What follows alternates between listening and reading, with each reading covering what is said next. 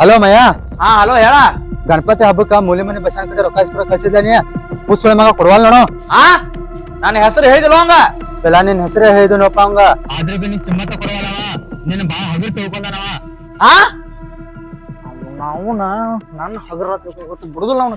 ಏ ಮಯ್ಯ ಸಲ್ಕೆ ತಗೊಂಡ್ ಎಲ್ಲಿ ಹೊಂಟಿಲಿ?